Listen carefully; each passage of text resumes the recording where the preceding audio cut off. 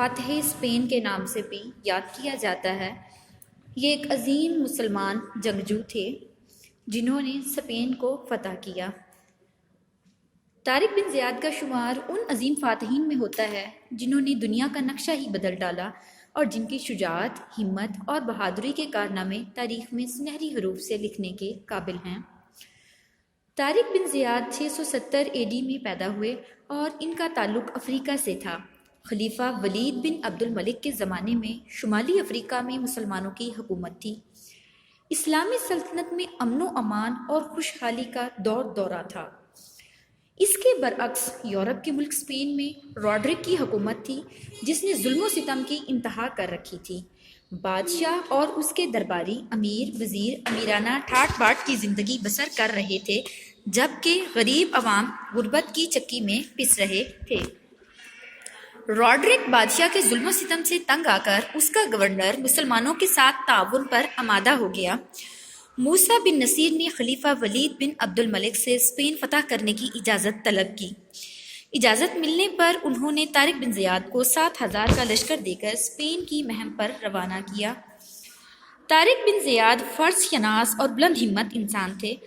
طارق بن زیاد نے افریقہ کے جنوبی ساحل کی طرف پیش قدمی کی اور وہ انڈلس یعنی اسپین میں ایک پہاڑی کے قریب اترے جو بعد میں جبل طارق کے نام سے مشہور ہوئی۔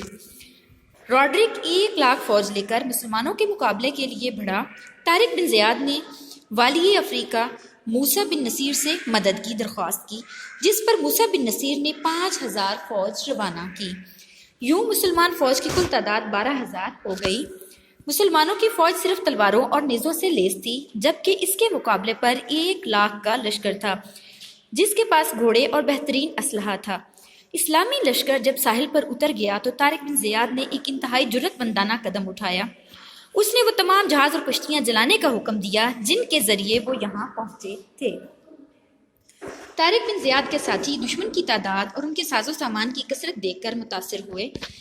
طارق بن زیاد نے اس موقع پر ایک ولولہ انگیز تقریر کی جس میں کہا، مسلمانوں خوب سمجھ لو کہ اب تمہارے لیے واپسی کا کوئی راستہ نہیں۔ دشمن تمہارے آگے ہے اور سمندر تمہارے پیچھے۔ اب عزم و ہمت کے سوا کوئی چارہ نہیں۔ تم اپنی جانوں پر کھیل جاؤ تاکہ کامیابی تمہارے قدم چوم لے۔ تم اس علاقے میں اللہ تعالیٰ کے دین کو سر بلند کرنے کے لیے آئے ہو۔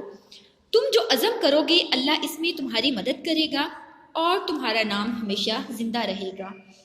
اگر میں مارا جاؤں تو آپس میں جھگڑا مت کرنا۔ اگر تم دشمن کو پیٹھ دکھاؤ گے تو قتل کر دیے جاؤ گے یا گرفتار ہو کر برباد ہو جاؤ گے۔ اللہ تعالیٰ کی راہ میں آگے بڑھو۔ جب میں حملہ کروں تو تم بھی دشمن پر ٹوٹ پڑو اور اس وقت تک دم نہ لینا جب تک ہر جزیرہ فتح نہ ہو جائے۔